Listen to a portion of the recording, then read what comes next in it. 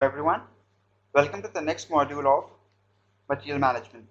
In this particular module, we are going to deal with different types of inventory models and all the mathematics that gets inside into inventory management.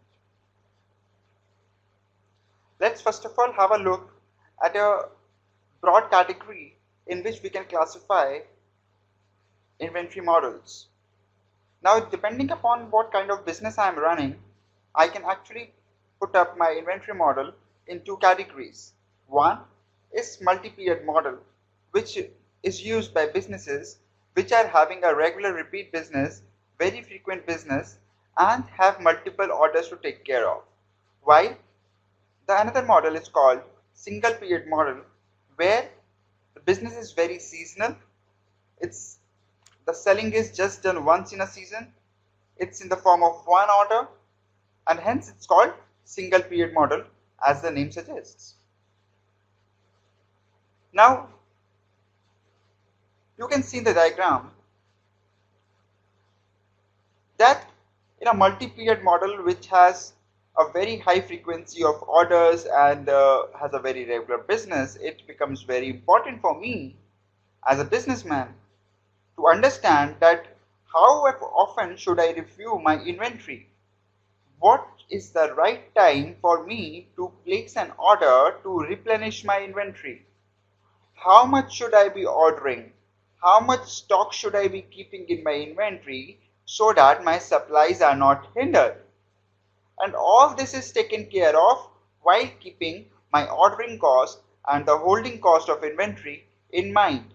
And hence, in a multi-period model, these questions become very critical for me while I am deciding on inventory management.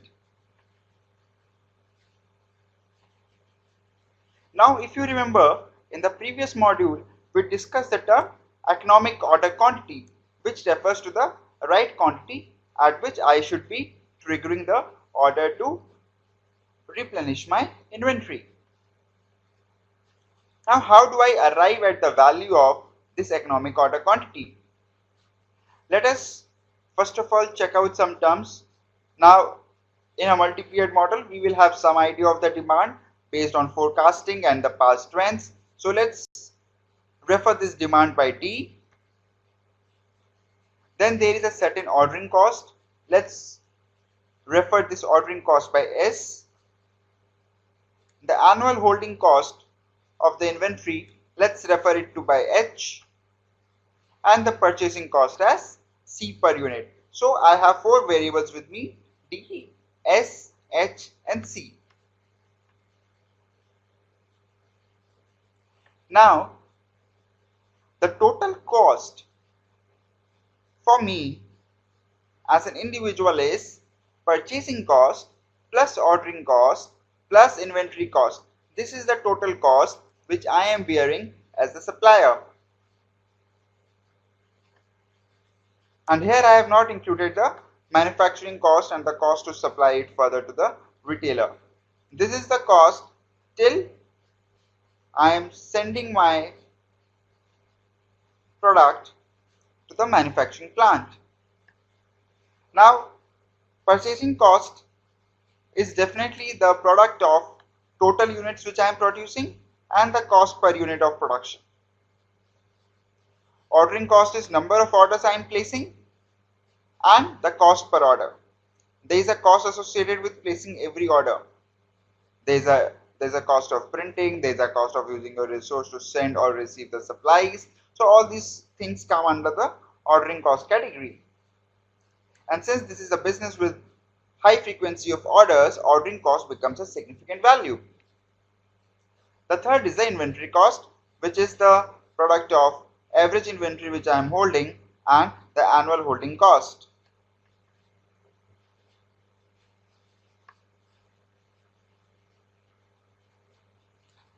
Now suppose if I have to order in the batches of Q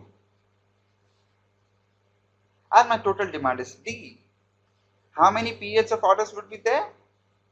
It would be D by Q, as it's shown here, D by Q. Now,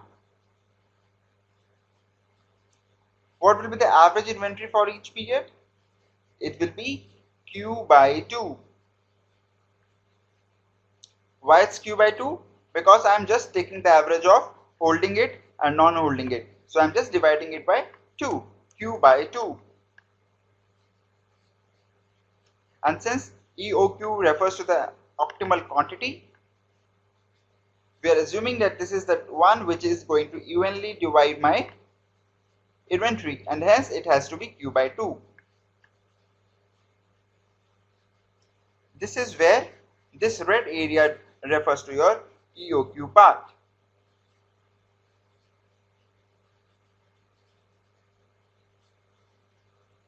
So my purchasing cost is D into C, where C was my cost per unit, D was my total demanded units. Ordering cost, it becomes D by Q into S, because I am ordering in groups of Q units.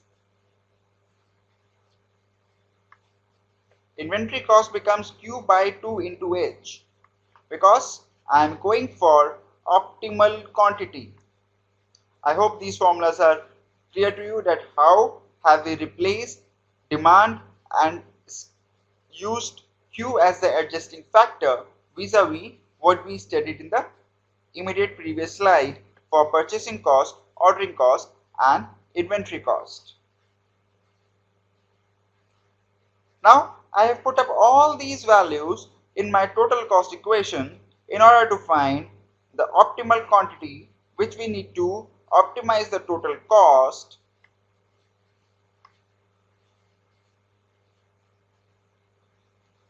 But the question is, if I'm optimizing something, there should be some variable associated with it which controls the entire cost. What is that particular variable in this equation?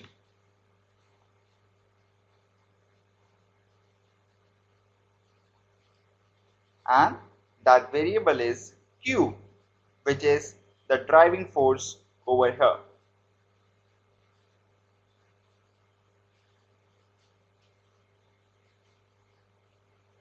Now, if you would have seen the previous equation, you would have seen that there is a trade-off between holding cost and the ordering cost. Let's go back to the previous page. Ordering cost and the holding cost. This is my ordering cost, D by Q into S. This is my holding cost, Q by 2 into H. Q is my controlling variable.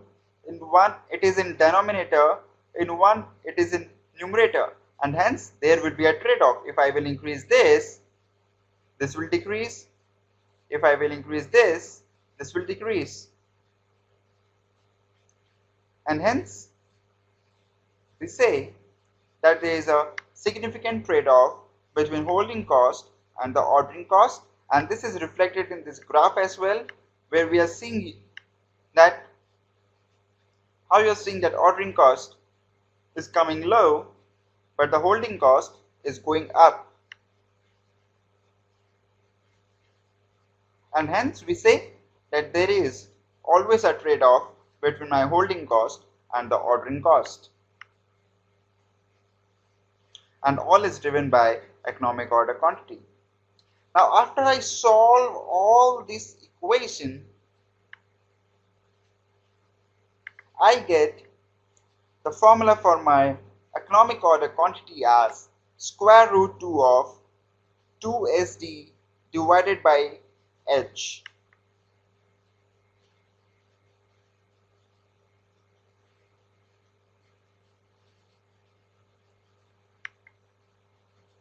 Here what is D? D is my demand. What is H? H is my holding cost. And S is my ordering cost.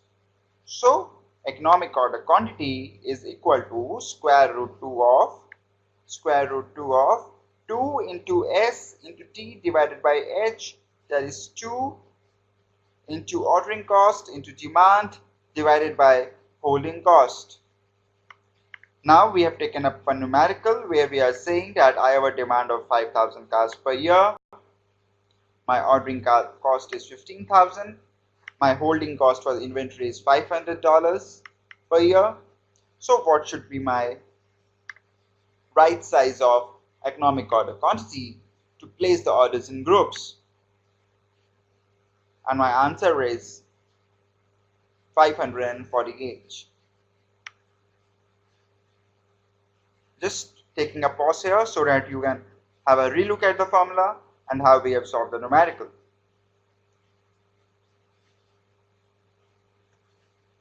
Moving ahead.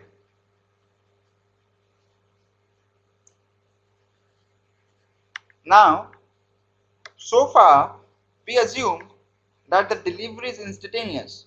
We did not factor in the lead time. But remember, there is always a lead time.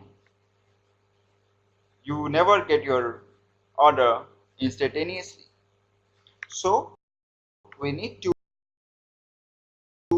factor in the lead time as well in order to arrive at the quantity which ensures that my supplies are not stopping.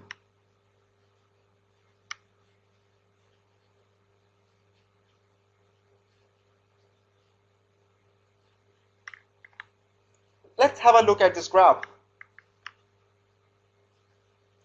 Now, if I always knew demand precisely, I would have my order placement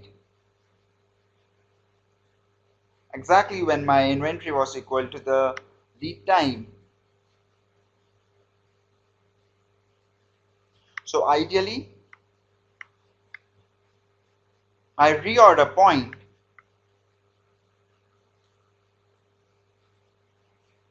should be the time when I'm placing the order, which I'm referring as ROP. ROP refers to the reorder point, and how much should I be ordering should be equal to economic order quantity. But what is my ROP? My reorder point in my inventory, that is the stage which my inventory level is reached, at which I should be placing economic order quantity, is the product of lead time in terms of units of its days or years or months or hours, what anything can be the unit of lead time, and the demand during that respective period, that is L into D, where L is the lead time and D is the demand during that lead time, which together as their product gives me my reorder point. I am still ordering in the quantity of my economic order quantity, but I am deciding the time of ordering by taking lead time into consideration as per my inventory level, and I am doing that by taking my lead time and the demand during the lead time into consideration, take their product, that is L into D, term it as reorder point, mark my inventory level at reorder point. The moment my inventory level reaches reorder point, I go and order as per my economic order quantity. So this is how we take lead time into consideration and ensure that my supplies are not stopping. I hope this is clear now, that reorder point refers to the level of inventory at which we replace the order, and how much do we place the order, that is the economic order quantity which we referred to in previous couple of slides.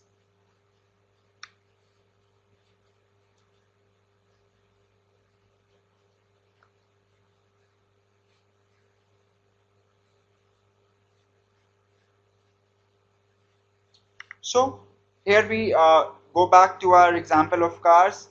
Now we are just trying to identify that what is the time when I should place my order as per my inventory level.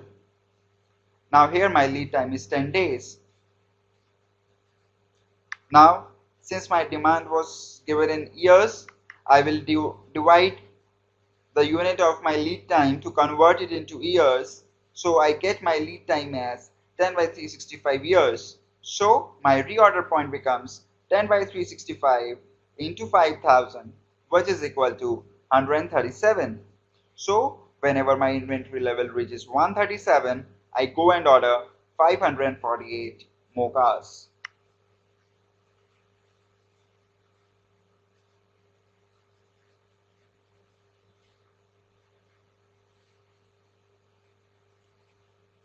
I can do very good with my reorder point by the product of demand and demand during the lead time and lead time. But is my demand really precisely predictable? No.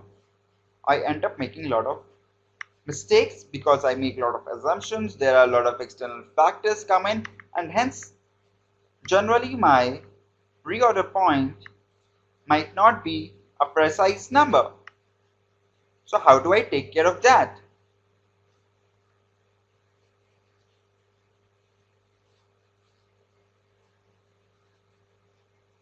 And because of this difference, which may occur because my actual demand is less than the expected demand, which happens in most of the cases, I end up having this additional inventory at the time of receipt, while it should have been 0, and hence I end up bearing additional cost. So this is the disadvantage which happens when my demand goes wrong, and because of that my reorder point is miscalculated.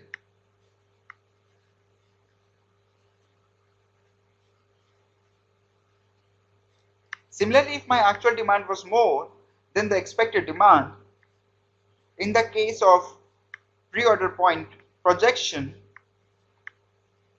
I would go out of stock before my new order reaches. Hence I will have this unfilled demand because I'm getting out of stock before my order is reaching, as my actual demand was more than the expected demand, and I am stock out and I have unhappy customers. I have my value chain getting stopped in between. So this is the disadvantage when your actual demand is more than the expected demand. You stock out, and when your actual demand is less than the expected demand, you end up holding additional inventory. So this is how your ROP might vary based on the variation in the demand projection vis-a-vis the actual demand.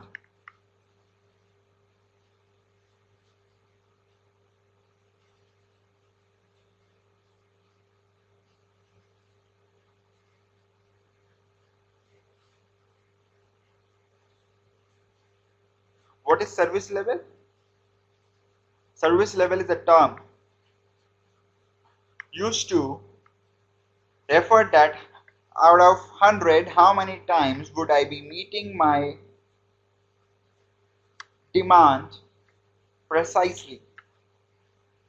How many times would I be ensuring the optimal maintenance of my inventory correctly? That is what is service level. So if my service level is 50%, that means 50% of the times I am taking care of demand being more than the actual demand, and 50% of the times I am taking demand being less than the actual number of times. So I am reducing the number of inventory left and stock out by 50%, but sharing them both. So what could have been 100% of inventory left or 100% of stock out, it becomes 50% of inventory left and 50% of stock out. This is where service level comes into picture.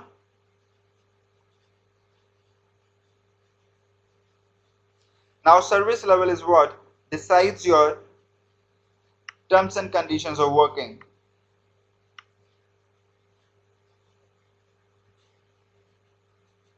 And that is where, to ensure that I am neither stocking out, neither I am having additional inventory, I come up with a word called safety stock. And I make my reorder point as the sum of safety stock and expected LT demand. LT is, L is lead time, LT is lead time, and demand is demand during the lead time. The product of them is called expected LT demand. This is added to safety stock to come up with the right number for reorder point to ensure that I am not running out of stock or having additional inventory. So in the cases where, as per historic trends, I have been running out of stock, my safety stock would be a positive number so that I never run out of stock, and I am actually ordering a bit before my expected LT demand level is reached in my inventory. However, for the cases where I am ending up having more inventory, my safety stock would be a negative number so that I can take care of that additional inventory which is getting held up by me. So safety stock could be a positive or a negative number based on the historic trends, and it's going to be positive where your actual demand is more than the expected demand, and it's going to be negative where your actual demand is less than the expected demand.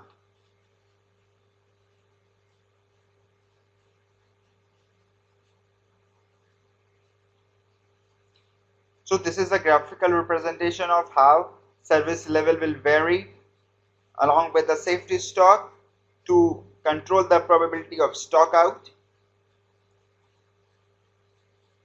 So if you will see, what could have been a stock out here is reduced to here by taking care of the number by safety stock.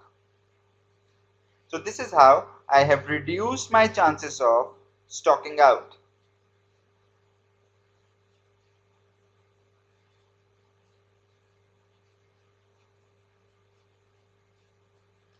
Now how do I arrive at the number of safety stock? There is a constant called safety factor Z, which is arrived at based on the historic trends. Then we calculate standard deviation in the LT demand, that is the lead time and the demand during the lead time product, and we take the product of safety factor and this is standard deviation to come up with the safety stock number. How do I arrive at the safety factor Z? Based on the service level, I go back to my statistical books, check out the normal table and see that what is the factor Z over there for the respective value of service level, because my service level could be 50%, could be 70%, could be 30%, could be 90%. So I have to take care of my safety factor Z with respect to the service level, multiply this safety factor with the standard deviation and come up with the value for safety stock. So this is where we use statistical tables or statistical tools.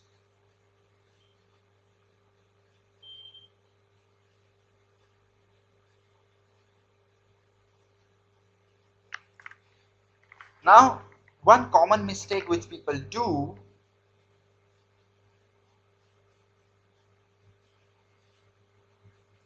is that while calculating the standard deviation, they do not take the sum of the variances and then take the square root of this sum.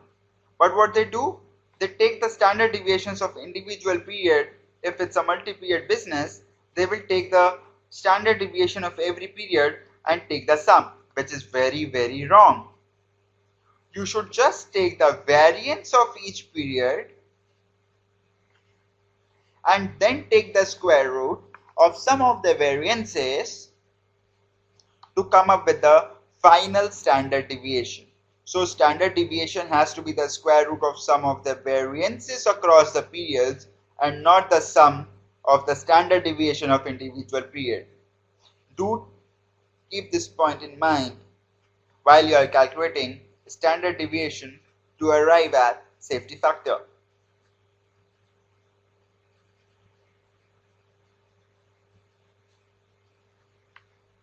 So if my safety stock is S, what becomes my average inventory? My average inventory becomes EOQ by 2 plus safety stock. Remember, here we are adding safety stock to order quantity by 2 as a whole and not to this particular 2 as a digit. So it is order quantity by 2, whatever number comes, we add that number to safety stock to arrive at my average inventory value.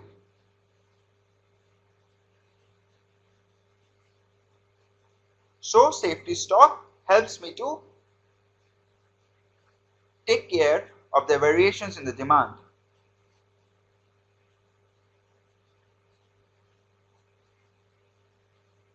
Here is a quick recap of all the formulas. Order quantity, square root of 2SD by H. If we have to find the reorder point, we will go to the statistical books to the Z table, know the service level, know the standard deviation. A standard deviation should be the square root of sum of the variances during every period. Multiply that standard deviation with the safety factor, which I have arrived using the Z table based on the service level. I end up knowing my safety stock. My reorder point becomes expected LT demand plus safety stock value. My average inventory becomes safety stock plus EOQ by 2, that is economic order quantity by 2. So this is the gist of all the formulas, and we just discussed it. How have we arrived at all these formulas? What is the significance? What are the nuances which get into it? Why are these values important for me to maintain my costs at optimum, ensuring that my supplies are not getting stopped? Just taking a pause so that you can have a look at all the formulas once again.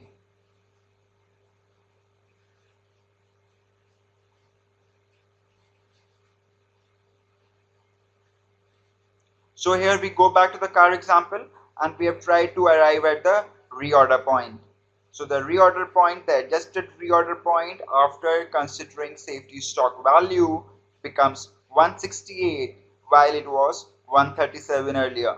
So now instead of 137, I will order at 168 itself for the new order of my cars, which is the order of size 548.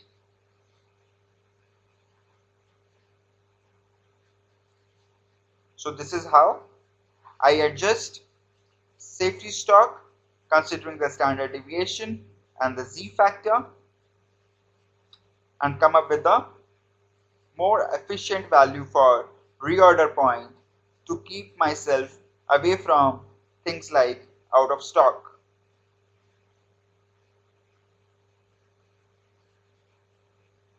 With this, we come to the end of this session on mathematical calculations and formulas which get into inventory management. Thank you for joining this module. We will move